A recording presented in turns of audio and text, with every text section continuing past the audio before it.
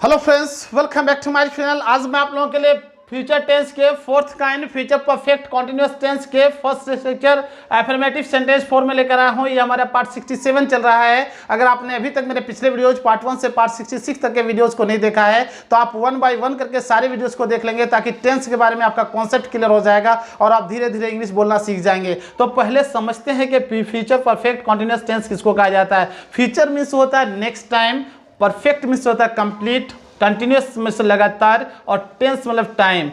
जब कोई action next time में होगा और कंटिन्यूस चलेगा, कुछ समय के लिए चलेगा, कुछ टाइम के लिए चलेगा, पीरियड ऑफ टाइम के लिए चलेगा, ओके, और वो परफेक्ट हो जाएगा यानी कंप्लीट हो जाएगा, तो हम उसको फ्यूचर परफेक्ट कॉन्टिन्यूस टेंस कहेंगे। आप हिंदी के सेंटेंसेस को कैसे पहचानेंगे कि ये फ्यूचर परफेक्ट कॉन्टिन्यूस टेंस का सेंटेंसेस है। तो यदि किसी हिंदी सेंटेंस के वर्ब के अंत में ता हुआ रहूंगा, ते हुए रहेंगे, ती हुई रहेगी, समय प्लस रहा होगा, समय प्लस रहा होगा, रहे होंगे, रही होगी, या समय प्लस ता रहूंगा, ते रहेंगे, ती रहेगी आदि लगा रहेगा, तो उसको कहा जाता है फ्यूचर परफेक्ट कॉन्टिन्यूअस टेंस कहा जाएगा। ओके, यहाँ पे हम लोग देख पा रहे हैं समय प्लस रहा होगा, तो इस पर भी इस वीडियो में डिटेल से डिस्कस करेंगे। समय प्लस रहा होगा या समय प्लस ता रहेगा किसको कहा जाता है। तो मैं आपके लिए 8 सेंटेंसेस लेकर आया हूँ। जब सारे सेंटेंसेस को गौर से देखेंगे तो कहीं ना कहीं सेंटेंस के वर्ब के अंत में आपको ये पहचान मिल जाएगा। देखिए, मैं अंग्रेजी सीखता हुआ रहूंगा, तो ये एक हिंदी सेंटेंस है और हिंदी सेंटेंस के वर्ब के अंत में सीखना वर्ब है, सीखना वर्ब है और वर्ब के अंत में ता हुआ रहूंगा। देखिए, भारतीय टीम मार्च से हर मैच जीतती रहेगी, तो ती रहेगी। तो कहीं ना कहीं सारे सेंटेंसेस के वर्ब के अंत में आपको ये सब पहचान मिल जाएगा, तो आप समझ जाएंगे फ्यूचर परफेक्ट कॉन्टिन्यूअस टेंस है। और ऐसे सेंटेंसेस हम लोग डेली लाइफ में हमेशा बोलते हैं। तो अगर ऐसे सेंटेंसेस को आप इंग्लिश में बोलना चाहते हैं तो कैसे बोलेंगे, इसका एक स्ट्रक्चर है सब्जेक्ट प्लस सेल या विल प्लस है plus been plus before plus subject plus since या फॉर प्लस अदर वर्ड। ये आपका स्ट्रक्चर है, इसको याद कर लेंगे, इस अनुसार जो है आप इजी बना सकते हैं। मैं आपके लिए कुछ सेंटेंसेस लेकर आया हूं, अगर आप गौर से समझेंगे सीख जाएंगे तो you can make thousands of sentences, many sentences on this structure. इस स्ट्रक्चर पर बहुत सारा सेंटेंसेस बना सकते हैं अगर गौर से समझेंगे। ओके, तो यहाँ पे ता रहा होगा, मान ले ता रहा होगा लिखा हुआ है, समय प्लस रहा होगा या समय प्लस ता रहेगा, तो इसको क्या कहा जाता है। जैसे मैं जो है वह खेल रहा होगा, अगर कहेंगे वह खेल रहा होगा, तो ये कंटिन्यूअस टेंस का सेंटेंस है। फ्यूचर परफेक्ट कॉन्टिन्यूअस नहीं है, बल्कि फ्यूचर कॉन्टिन्यूअस टेंस का सेंटेंस है। ही विल बी प्लेइंग, वो खेल रहा होगा। लेकिन अगर कहेंगे वो सुबह से खेल रहा होगा, तो सुबह से तो यहाँ पे समय प्लस रहा होगा हो जाएगा, तो he will have been playing since morning. इस तरह से इजी वे में आप समझ जाएंगे कि रहा होगा किसको कहा जाता है। देखिए, ता हुआ रहूंगा, यहाँ देखिए भारतीय टीम मार्च से हर मैच जीतती रहेगी, तो यहाँ पे देखिए मार्च से समय प्लस ती रहेगी, ता रहेगा, यहाँ आ जा रहा है, समझ में आ रहा है। देखिए, वो सुबह से वहां तुम्हारा इंतजार कर रहा होगा, तो इंतजार कर रहा होगा है प्लस जो है यहाँ देख रहे हैं सुबह से, तो सुबह से टाइम है, टाइम प्लस रहा होगा, रही होगी। तो आप समझ रहे हैं कि ये पहचान कैसे है और ऐसे क्या है और इसको कैसे बनाया जाता है। इस वीडियो में इस पर डिटेल से डिस्कस करते हैं। मैं अंग्रेजी सीखता हुआ रहूंगा, तो कैसे इसको बनाएंगे। ओके, तो मैं अंग्रेजी, इसमें सब्जेक्ट कौन है, सब्जेक्ट कहा जाता है काम करने वाले को, यानी एक्शन वर्ड को कहा जाता है। तो यहाँ पे एक्शन कौन करने वाला है, मैं अंग्रेजी सीखता हुआ रहूंगा,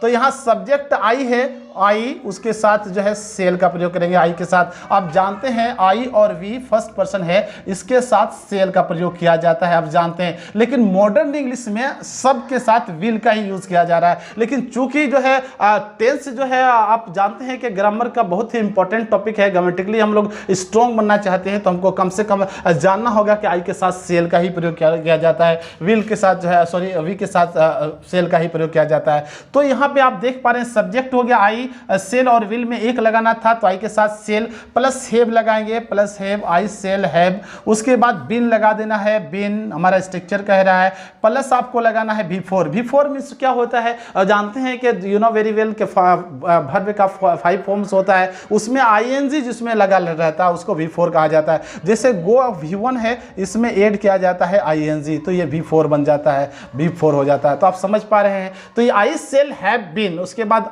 वर्ब वर्ब किसको कहा जाता है? जिस तरह काम करने वाले को सब्जेक्ट कहा जाता है, तो काम करने वाला जो सब्जेक्ट का जो काम करने वाला जो काम करता है, यानी सब्जेक्ट जो काम करता है उसको वर्ब कहा जाता है। तो मैं जो है सब्जेक्ट, ये क्या काम कर रहा है? सीखने का काम कर रहा है, तो सीखना जो है अब वर्ब हो गया। और सीखना को इंग्लिश में लर्न कहा जाता है, तो इसमें आईएनजी लगा देंगे तो V4 हो जाएगा। लर्न हो गया V1, आईएनजी ऐड कर दिए तो लर्निंग।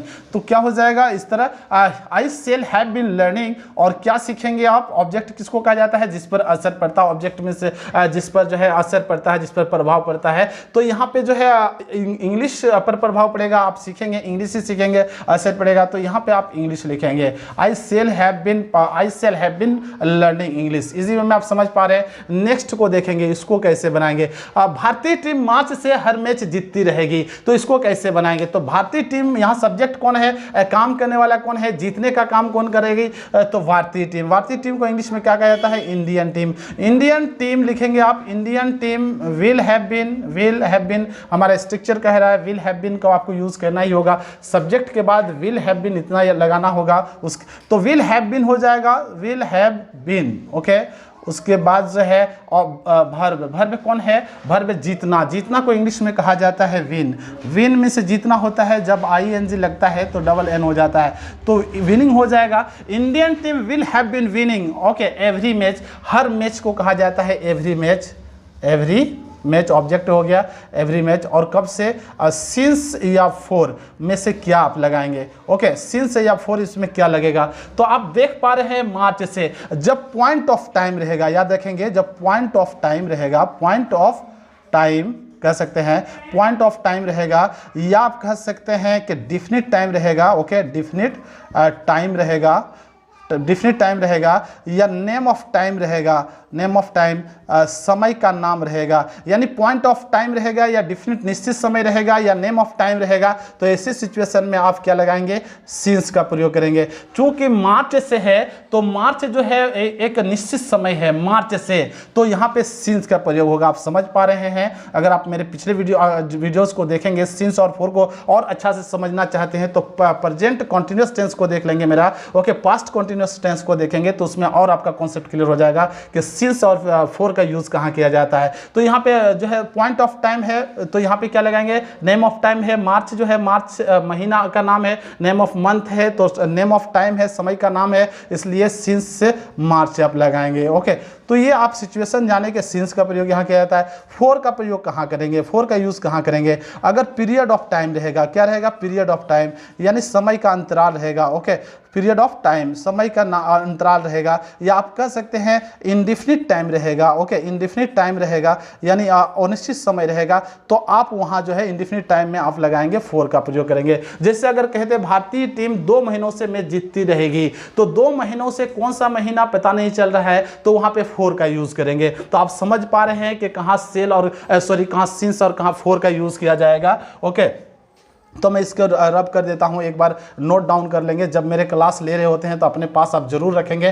क्या रखेंगे? एक नोटबुक रखेंगे, नोट डाउन करते रहेंगे, ताकि आपका कॉन्सेप्ट क्लियर होता जाएगा, आप इंग्लिश सीखते जाएंगे। वो सुबह से वहाँ तुम्हारा इंतजार कर रहा होगा। तो इसमें क्या, इसको कैसे बनाएंगे? यहाँ पे सब्जेक्ट ही है, ही विल लगाएंगे, ही विल हैव बीन लगा देंगे, he will have been. Okay, यहाँ पे उसके बाद वर्ब देखना है, वर्ब का वेट में से होता है वर्ब इंतजार करना। ओके, वेटिंग हो जाएगा इसमें V4। He will have been waiting, और तुम्हारा there. Okay, waiting there for you, तुम्हारे लिए। Okay, for you. और यहाँ पे फिर आ गया आपका सुबह से, तो सुबह से है, पॉइंट ऑफ टाइम है, डिफिनिट टाइम है। ओके, समय का नाम दिया हुआ है सुबह से, नेम ऑफ टाइम है मॉर्निंग, तो यहाँ पे आप सिंस मॉर्निंग लगाएंगे, सिंस मॉर्निंग, क्योंकि नेम ऑफ टाइम है, यानी समय का नाम है। आप समझ गए हैं? ओके, समझ चुके हैं। इसको देखिए, वे लोग 2 घंटे से तुम्हारे बारे में बात कर रहे होंगे, तो इसको कैसे बनाएंगे? वे लोग को इंग्लिश में कहा जाता है दे, उसके बाद विल लगाएंगे, दे विल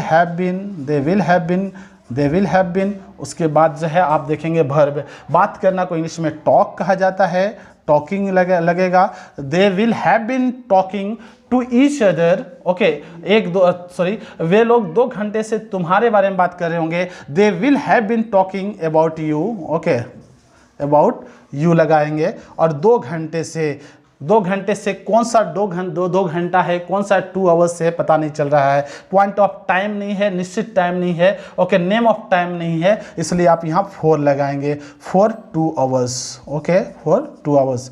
आप इजी वे में आप समझ पा रहे हैं। नेक्स्ट देखिए, नेहा 10 बजे से अपने कमरे में सो रही होगी, तो इसको आप कैसे बनाएंगे? तो नेहा यहाँ सब्जेक्ट हो गया, नेहा विल हैव बीन हो जाएगा, सारे में विल हैव बीन लगाएंगे, विल हैव बीन, ओके, आई और वी को छोड़ के, तो नेहा विल हैव बीन। उसके बाद देखिए यहाँ पे वर्ब कौन है? सोना, तो सोना को इंग्लिश में कहा जाता है विल हैव बीन, सॉरी यहाँ पे बीन लगेगा, विल हैव बीन स्लीपिंग, और कहाँ सो रही होगी? अपने कमरे में, इन हर रूम, ओके, इन हर रूम, HER, इन हर रूम, और कब से? 10 बजे से। तो यहाँ पे नेम ऑफ टाइम है, समय का नाम है, डेफिनिट टाइम है, पॉइंट ऑफ टाइम है, यानी जब समय का नाम रहेगा तो आप क्या लगाएंगे? सिंस का प्रयोग करेंगे। रूम, सिंस क्या हो जाएगा? सिंस जो है 10 o'clock, 10 बजे से, सिंस 10 o'clock।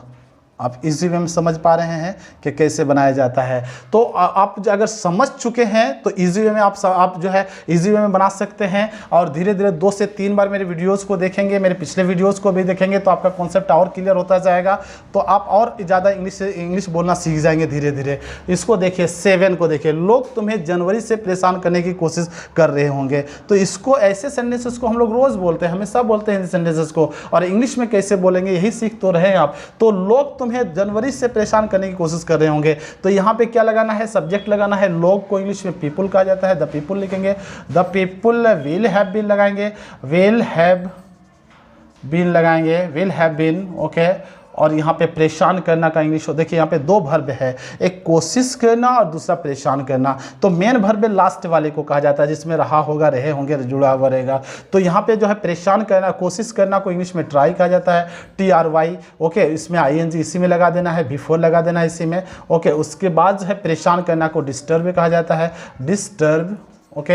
ये दोनों वर्ब है, इसमें V4 का यूज़ करेंगे और इसमें V1 का यूज़ करेंगे, और दोनों वर्ब के बीच में आप 2 का यूज़ कर देंगे। The people will have been trying to disturb you, okay, तुम्हें ऑब्जेक्ट है, ओके, और कब से? जनवरी से। तो नेम ऑफ टाइम है, पॉइंट ऑफ टाइम है, डेफिनिट टाइम है, निश्चित समय है, इसलिए यहाँ पे सिंस जो हैगा, सिंस जनवरी होगा, जनवरी, ओके। तो आप समझ पा रहे हैं। अगर आपको मैंने जो समझाया अगर आप समझ चुके हैं तो मैं आपको एक होमवर्क के रूप में दे रहा हूँ। आप लोग दिसंबर से मेरे वीडियोस देख रहे होंगे, इसको आपको बना के कमेंट बॉक्स में कमेंट करना है, और 2-4 सेंटेंसेस को और बनाना है। The more you practice the more you learn English, okay. जितना ज़्यादा आप जो है कोशिश करते हैं उतना ही ज़्यादा सीखते हैं, तो ज़्यादा कोशिश कीजिएगा, ओके। अगर आपने अभी तक मेरे चैनल को सब्सक्राइब नहीं किया है तो प्लीज़ सब्सक्राइब कर लीजिएगा, दोस्तों को शेयर कीजिएगा, अच्छा लगा तो ज़रूर कमेंट कीजिएगा। Keep watching my all videos, thank you. मिलते हैं नेक्स्ट वीडियो में।